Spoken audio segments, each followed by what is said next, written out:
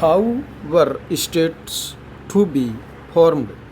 The Constitution sought to balance these compounding claims by providing three lists of subjects: a union list with subjects such as taxes, defense, and foreign affairs, which would be the exclusive responsibility of the center, a state list of subjects such as education and health, which would be taken care of principally by the states, a list under which would come subjects such as forests and agriculture, in which the center and the state would have joint responsibility. Next, constituted assembly concerned language. Many members believed that the English language should leave India with the British rulers. Its place, they argued, should be taken by Hindi. However, those who did not speak Hindi were of a different opinion. Speaking in the assembly, T.T. Krishnamurti conveyed a warning on behalf of people of the South, some of whom threatened to separate from India if Hindi was imposed on them.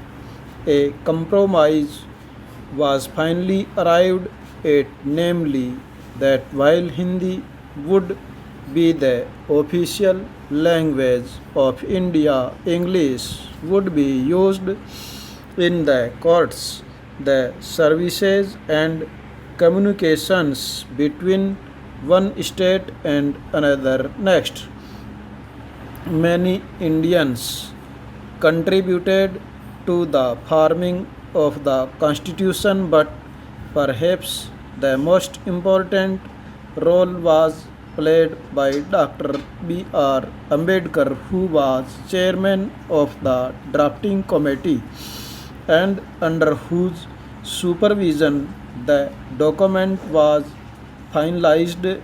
In this final speech to the Constituent Assembly, Dr. Ambedkar pointed out that political democracy had to be accompanied by economic and social democracy, giving the right to vote would not automatically lead to the removal of other, such as between rich and poor or between upper and lower castes. With the new constitution, he said, India was next going to enter into a life of, in politics we will have equality, and in social and economic life we will have inequality. In policies we will be recognizing the principle of one man, one vote, and one value. In our social and economic life, we shall, by reason of our social and economic structure, continue to deny the principle of one man, one value. Next, however, states to be formed. Back in the 1920s, the Indian National Congress, the main party of the freedom struggle, had promised that once the country won independence, each major group would have its own province. However, after independence, the Congress did not take any step to honor this promise, for India had been divided on this basis of religion.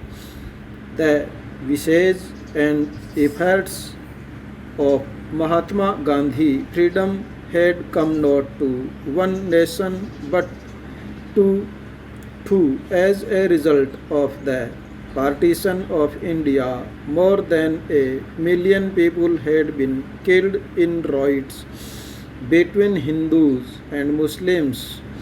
Could the country afford further divisions on the basis of language? Next, both Prime Minister Nehru and Deputy Prime Minister Vallabhbhai Patel were against the creation of states after the partition. Nehru said tendencies had come to the fore to check them. The nation had to be strong and united, or as Patel put it, next, the first and last need of India at this present moment is that it should be made a nation.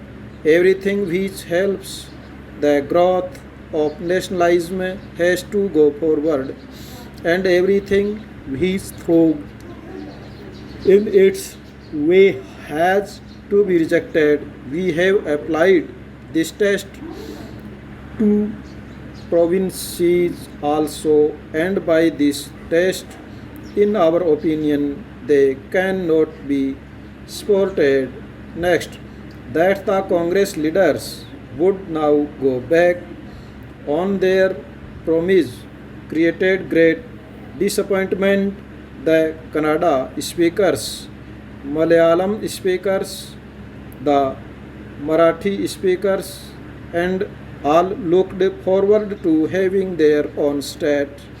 The strongest protest, however, came from the Telugu speaking districts of what was the Madras Presidency. When Nehru went to campaign there during the general election of 1952, he was met with black flags and slogans demanding "We want Andhra." In October of that year, a veteran Gandhian named Poti Siramulu went on a hunger strike demanding the formation of Andhra state to protect the interests to Telugu speakers. As the fest went on, it attracted much support. Harotals and bandhans were observed in many towns. Next, on 15 December 1952, 58 days into his fast, Poti Sirumulu died. As a newspaper put it, the news of the passing away of Srimulu influenced entire Andhra and South. The protests were so intense that the central government was forced to give in to the demand. Thus, on 1st October 1953, this new state of Andhra came into being, which subsequently became Andhra Pradesh. Next, after the creation of Andhra, other communities also demanded their own separate states. A states Reorganizations Commission was set up, which submitted its report in 1956, recommending the redrawing of districts at provincial boundaries to form compact province of Assamese, Bengalis, Oriya, Tamili, Malayalam, Kannada, and Telugu speakers respectively. Next, the large Hindi speaking region of North India was also to be broken up into several states. A little later, in 1916, the state of Bombay was divided into separate states for Marathi and Gujarati speakers. In 1966, in state of Punjab was also divided into Punjab and Haryana. The former of the Punjabi speakers who were also mostly Sikhs, the latter for the rest who spoke not Punjabi but variation of Haryanvi or Hindi. Next, stop.